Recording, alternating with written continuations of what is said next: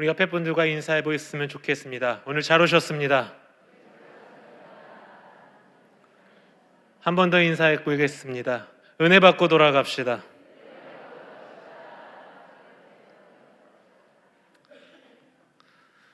지난 금요일날, 또 지지난 금요일날 나오신 분들은 알겠지만 제가 요새 강조하고 밀고 있는 것은 이거예요. 오늘이 그쵸, 오신 분들만 알아요. 오늘이 그날이 되기를 소원합니다. 그날이라는 건 예수를 다시 한번 회복하는 날. 오늘이 예배가 여러분에게 예수를 다시 회복하는 날이 되길 주님의 이름으로 부탁드립니다. 오늘 제목을 한번 띄워주시겠습니까? 자, 한번 읽어볼까요? 원래 제가 원했던 제목은 저거보단 3배는 깁니다. 한번 들어보십시오. 이해가 안 돼도 유익이 없어도 순종해야 하는 이유. 뭐라고요? 이해가 안 돼도 유익이 없어도 순종해야 하는 이유. 너무 길어서 순종의 이유로 줄였습니다. 자, 이 제목은요, 실은 제가 청소년 사역을 하면서 아이들 제자 훈련을 할 때, 그리고 첫 번째 양육 훈련을 하고 리더 훈련을 할 때 이 리더들에게 제가 강조하는 말입니다. 우리 아이들에게 얘들아, 제자란 말이야, 스승의 말이 이해가 안 돼도 유익이 없어도 순종하는 자가 진정한 제자이다. 이에 대한 성 프란시스의 유명한 일화가 있습니다. 어느 날 이 프란시스의 제자가 되겠다고 두 젊은이가 프란시스를 찾아왔습니다. 이 당시 배추를 심고 있던 프란시스는 이 두 젊은이를 바라보면서 지금 내가 급히 다녀올 때가 있으니 내 대신 자네들이 이 배추를 심어주길 바라네. 근데 내가 원하는 것은 배추를 심때 뿌리를 하늘로, 잎을 땅으로 심어주게. 그리고 이 두 젊은이에게 밭을 남겨두고 프란시스가 떠났습니다. 얼마 뒤 프란시스가 자기 일을 마치고 돌아왔습니다.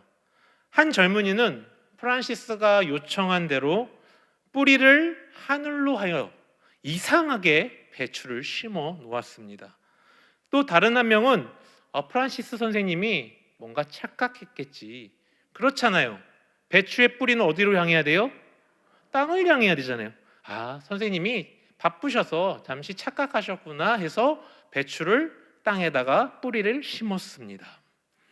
자, 프란시스는 이 뿌리를 땅에 심은 젊은이에게 이렇게 얘기합니다. 자네는 배추 뿌리를 땅에 제대로 심는 굉장히 합리적이고 똑똑한 친구이구만. 그러나 예수의 제자가 되기에는 합당하지 않은 것 같네. 그리고 배추를 거꾸로 심은 젊은이에게는 이렇게 말했습니다. 자네는 무조건 순종하는 젊은이로구만. 자네야말로 예수의 제자가 되기 합당한 친구네. 자네만이 나의 제자가 되기를 허락하겠네 라고 했다고 합니다. 그렇습니다. 제자라는 것은요, 스승의 말이 이해가 안 돼도 유익이 없다고 판단이 되어도 그럼에도 불구하고 순종하는 자가 제자입니다. 그럼 우리는 누구입니까? 우리의 스승은 예수 그리스도죠. 예수 그리스도를 스승으로 삼고 따르는 우리는 주님의 제자들입니다. 그러기에 우리는 하나님의 말씀이 이해가 될 때만 순종하시겠습니까? 이해가 안 돼도, 때로는 그 하나님의 말씀이 내가 봤을 때 유익함이 없다 할지라도 우리는 그분의 말씀에 순종하는 자가 되어야 합니다. 그렇다면 그리스도인들이 왜 이렇게까지 하나님의 말씀에 순종해야 하는가에 대해서 오늘 본문의 말씀을 가지고 함께 나눠 보고자 합니다. 오늘 본문은 우리가 너무나도 잘 알고 있는 엘리야와 사르밧 과부의 이야기입니다. 성경을 보면 당시 이스라엘 땅에는 극심한 기근과 가뭄이 있었습니다. 왜 이러한 극심한 기근과 가뭄이 임했냐면 열왕기상 17장 1절 한번 띄워주시기 바랍니다. 같이 한번 읽어볼까요? 시작. 길르앗에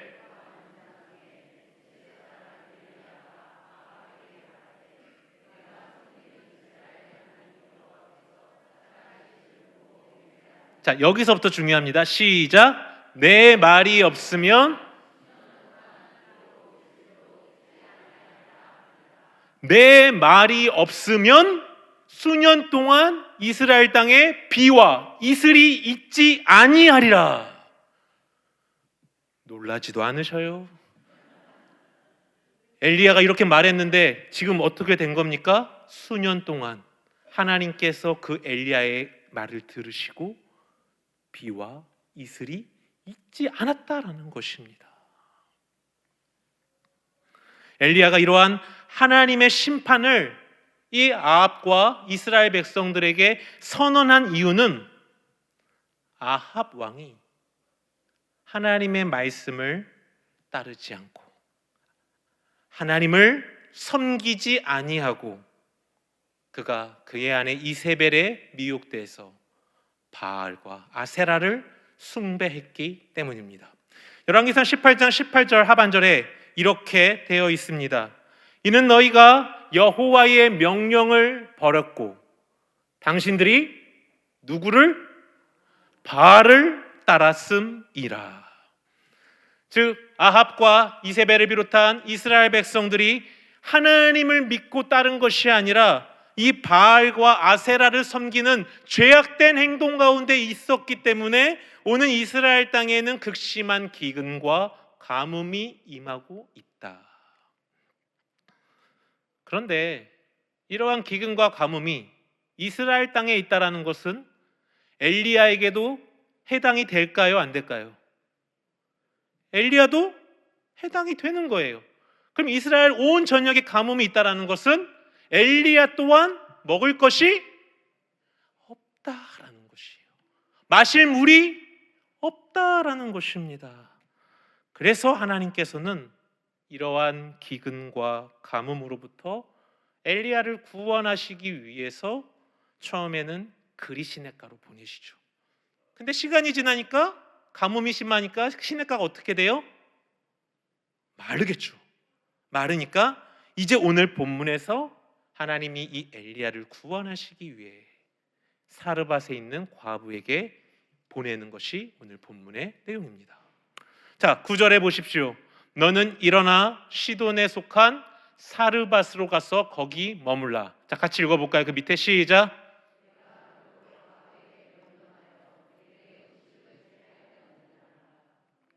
그곳 과부에게 명령하여 내게 음식을 주게 하겠느니라. 오늘 하나님께서 이 엘리야를 사르밧 과부에게 보내신 것은 첫째는 하나님의 말씀을 온전히 전했던 그 엘리야를 아합과 이세벨의 살해 위협으로부터 보호하기 위함이었습니다. 3년 6개월 동안 기근과 가뭄이 임하자 아합은 혈안이 돼서 엘리야를 찾아다녔습니다. 그러니까 그 삶의 위기로부터 보호하시기 위해서 하나님은 엘리야를 사르밧의 과부에게 보내셨습니다.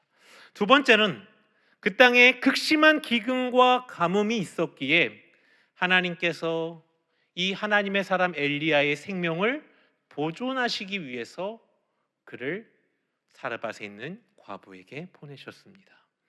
즉 하나님께서는요, 하나님의 말씀을 온전히 전한 그 엘리야를 향해 놀라우신 은혜를 부어주시고 있음이 오늘 본문에서 나타나고 있습니다.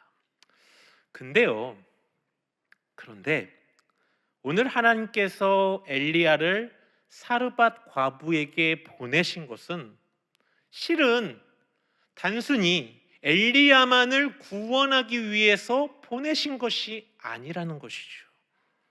엘리야를 사르밧 과부에게 보내심은 물론 가장 첫 번째가 엘리야를 구원하기 위함도 있지만 또 다른 한편으로는 이 사르밧에 있는 이 불쌍한 한 과부를 구원하기 위해서 보내신 것도 있다라는 것입니다.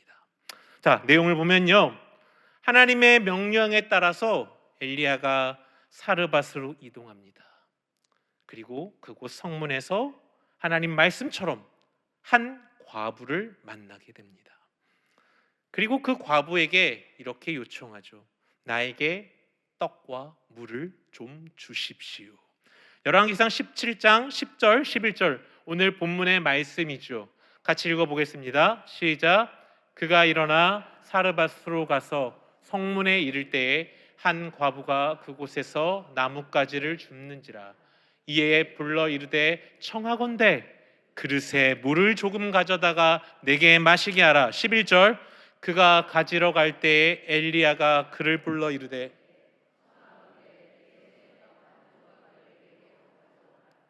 자, 오늘 엘리야가 이 사르밧 과부에게 요청한 것이 과한 요청이었을까요? 조금의 물, 그리고 손에 떡 한 조각. 이러한 엘리야의 요청은요, 통상적인 이스라엘의 손님 접대의 범위 안에 들어가는 매우 큰 것이었을까요? 매우 소박한 것이었습니다. 즉 엘리야는요, 지금 손님으로서 자신이 누릴 수 있는 아주 기본적인 물과 그리고 아주 기본적인 떡 한 덩어리를 요청하고 있는 것입니다. 자, 그런데 12절에 보니까 이 여인이 이렇게 얘기하고 있습니다. 나는 떡이 없고 다만 통에 가루 한 움큼과 병에 기름이 조금뿐입니다. 내가 이제 나뭇가지 둘을 주워다가 나와 내 아들을 위하여 그것을 가지고 음식을 만들어 먹은 다음에 그 후에는 죽으리라. 오해하시면 안 돼요. 그 후에 죽으리라 했더니 이 과부가 이제 자살하려고 하나 보다, 이렇게 생각하시면 안 되고, 왜 죽겠습니까? 먹을 게 없으니까요. 마실 물이 없다는 겁니다. 자, 근데요, 지금 이 사르밧 여인의 이 상황은요, 실은 당시 이스라엘 땅에 얼마나 극심한 기근이 있었고 얼마나 극심한 가뭄이 있었는가를 보여주는 멘트예요. 왜냐면요, 이 사르밧 지역이 어떤 지역이냐면 이 곡식과 기름이 풍부히 나서 그 곡식과 기름을 수출하는 주요 수출품이 바로 곡식과 기름이었습니다. 우리나라 최대 곡창지가 어디죠? 전라도죠. 전라남도. 그 최고의 곡창지에서 지금 먹을 쌀이 없다는 거예요. 그럼 그 얘기는 최대 곡창지에서 먹을 쌀이 없다는 것은 다른 지역은 CR도 없다는 거죠. 자, 그만큼 이 사르밧 지역은 곡식과 기름이 주요 수출품이었는데 지금 그 수출품인 곡식과 기름이 그 사르밧 지역에 하나도 없다. 그 얘기는 이스라엘 전역은 이보다 더 극심한 기근과 가뭄으로 고통받고 있다. 자, 그래서 오늘 사르밧 과부가 이제 최후의 만찬을 하는 거예요. 속된 말로 아들과 가장 한 덩이 남은 이걸 가지고 먹고 이제 굶어 죽을 수밖에 없구나라고 탄식하고 있는 것입니다. 자, 하나님께서는요, 이러한 위기의 상황 가운데 있었던, 죽을 수밖에 없었던, 아니 지금 당장에 어떠한 그 꿈이 보이지 않는, 길이 보이지 않는 이 사르밧 과부, 이 여인을 구원하기 위해 오늘 엘리야를 또 다른 의미로 보내셨던 것입니다. 열왕기상 17장 14절 보십시오. 엘리야가 뭐라고 얘기합니까? 시작.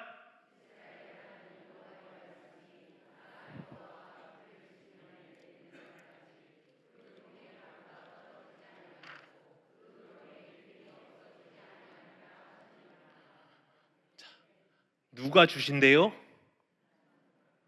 나 여호와가 여러분의 필요를 채워주신답니다. 믿으십니까?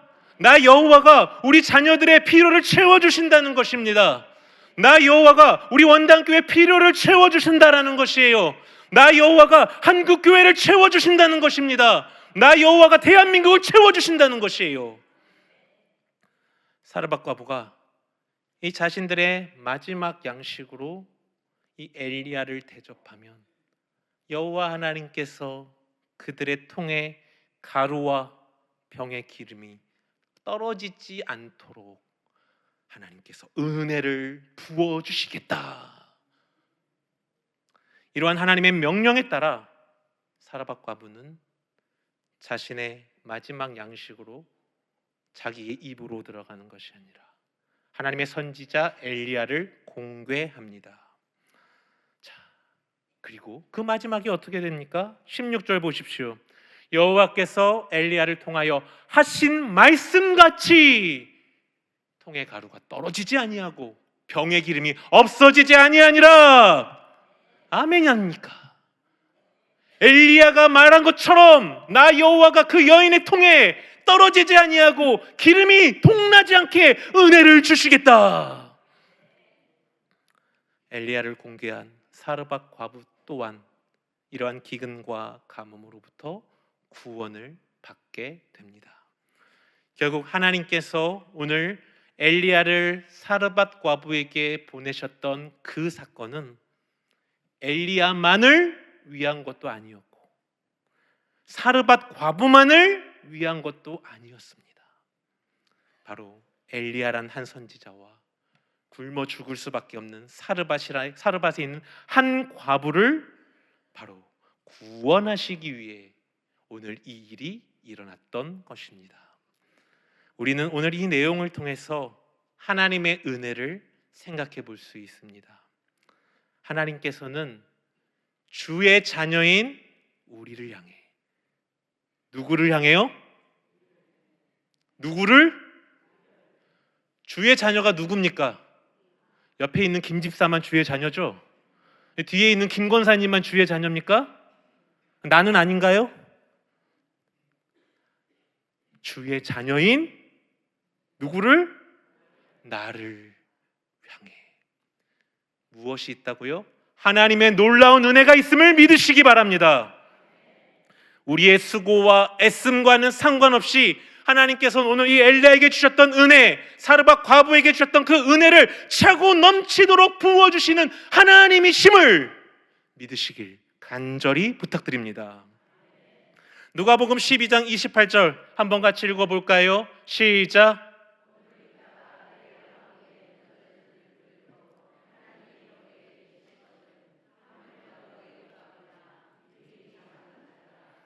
오늘 있다가 내일 아궁이에 던지시는 그 들풀조차도 아무도 케어하지 않는, 돌보지 않는 그 들풀조차도 하나님이 이렇게 입히시거든. 하물며, 이 하물며가 뭡니까? 예수께서 너희를 구원하기 위해 십자가에 죽으셨는데 하물며 그 십자가의 피로 자녀된 너희를 먹이고 보살피고 돕지 않겠느냐? 우리는 예수의 피값입니다. 예수의 피값으로 하나님이 자녀라고 부르신 거예요. 우리가 그냥 자녀가 된 것이 아니에요. 예수의 피값이 그 천재가 되어서 그 피값으로 인해서 우리가 하나님의 자녀라고 칭함을 받게 되는 것입니다. 하나님의 자녀로, 예수의 피값으로 하나님의 자녀가 된 너희를, 그 피값이 있는데 내가 어찌 너희를 버리겠느냐, 내가 어찌 너희를 버리겠느냐라고 반문하시는 것입니다. 그렇습니다.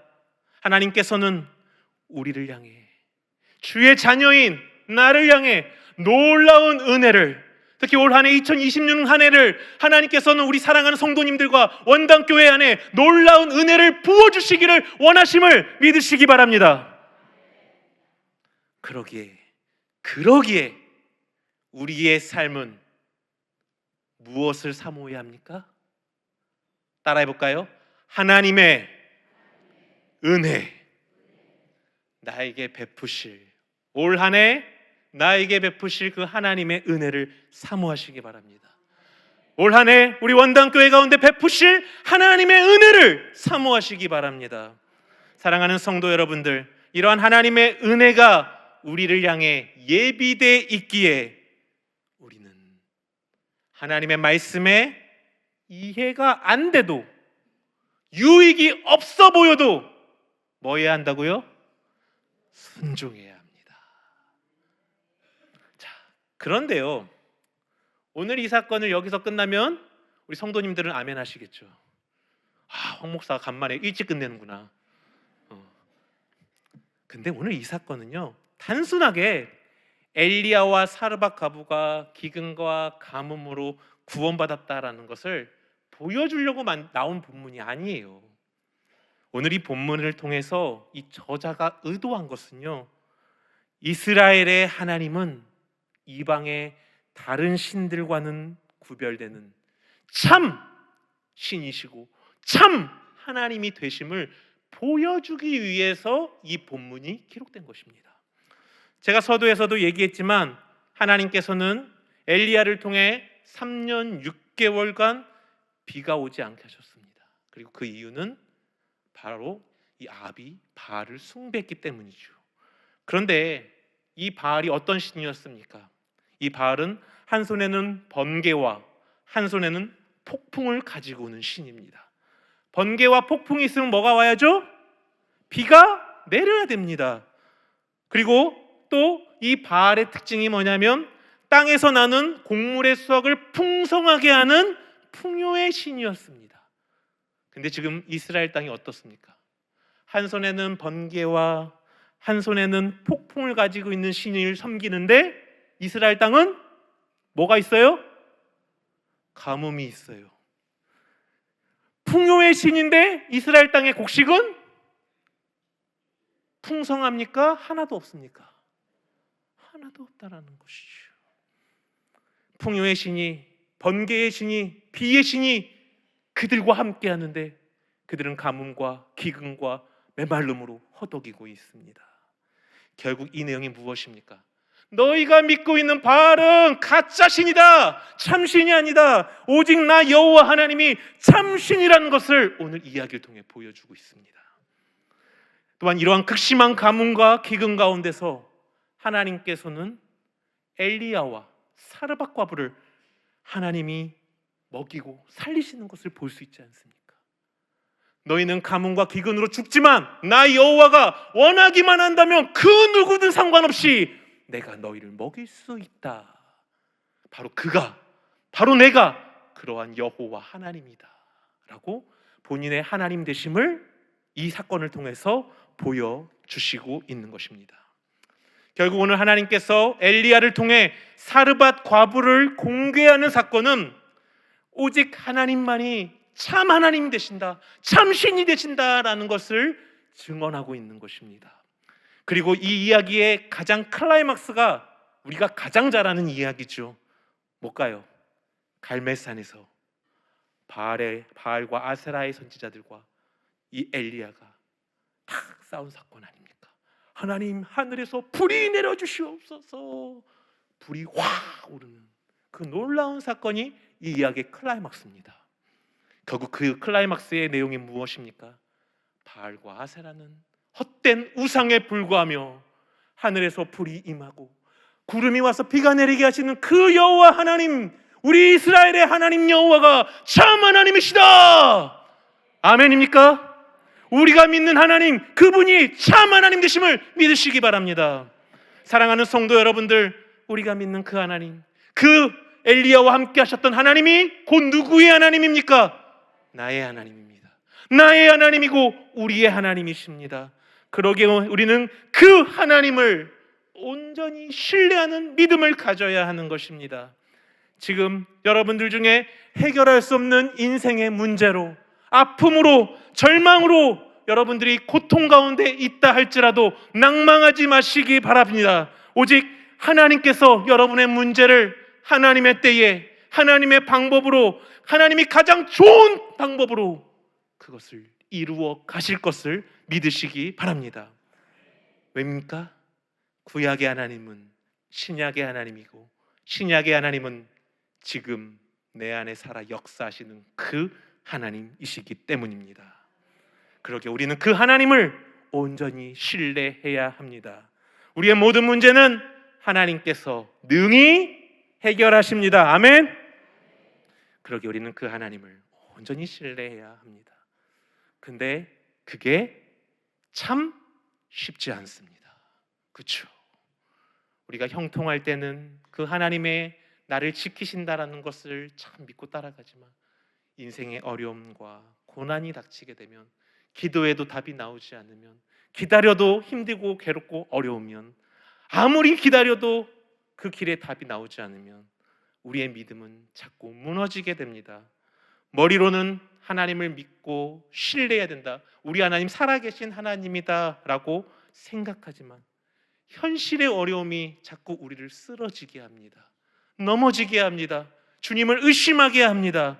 혹시 오늘 이 예배의 자리에도 이러한 인생의 고난으로 어려움 가운데 있고 주님 안에서 의심하는 자가 있다면, 하나님께서 지난날 여러분의 삶 가운데 그 지켜주셨던 그 은혜를 다시금 생각하시기 바랍니다.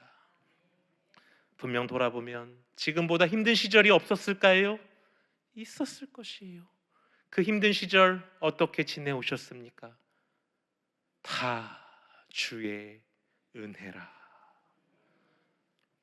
하나님께서 우리에게 그 은혜를 부어주셔서 과거의 그 힘듦의 시간도 다 지나가지 않았습니까?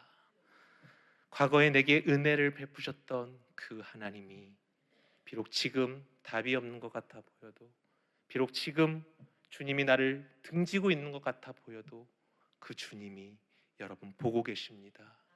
그리고 하나님께서 하나님의 때에 하나님의 방법으로 여러분의 기도를 통해 놀랍게 역사하실 것입니다.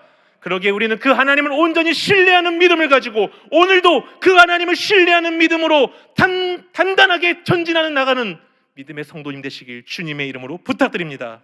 사랑하는 성도 여러분들, 오직 하나님만이 참 신이 되시기에 우리는 하나님의 말씀이 이해가 안 돼도, 때로는 유익이 없는 것처럼 보여도, 그럼에도 불구하고 말씀에 순종하면 하나님의 은혜가 우리 안에 임하게 될 것입니다. 말씀을 마치겠습니다. 우리 하나님은 지금도 살아 역사하시는 하나님이심을 믿으시기 바랍니다. 그 하나님께서 말씀에 온전히 순종하고 따르는 자들을 향해 차고 넘치는 배가의 은혜를 부어 주십니다. 사랑하는 성도 여러분들, 하나님의 놀라우신 은혜가 올 한 해 나와 우리 가정과 우리 교회 가운데 임하기를 간절히 소원한다면, 이해가 안 돼도 순종하십시오. 유익이 없어도 순종하십시오. 순종하는 자에게 하나님의 은혜가 임하게 될 것입니다. 하나님의 은혜가 그러할 때 성도님들의 삶 가운데 풍성하게 나타나게 될 것입니다. 그 하나님의 은혜를 누리시는 우리 원당교회 성도님 되시길 주님의 이름으로 간절히 부탁드립니다. 기도하겠습니다. 사랑해 주 하나님 아버지, 감사를 드립니다. 아버지 하나님, 우리가 이해가 안 돼도 유익이 없어도 하나님 말씀 붙잡고 오늘 하루도 이번 한 주도 승리하게 하여 주시옵시고, 아버지 하나님, 우리를 향해 지키시는 그 하나님 놀라우신 은혜가 곧 우리 안에 임하게 하시고, 하나님께서 모든 막힌 것들을 풀어주시는 은혜가 우리 모든 성도님들 개인과 가정과 교회 가운데 임하게 하여 주시옵소서. 감사를 드리며 예수님의 이름으로 간절히 기도드리옵나이다. 아멘.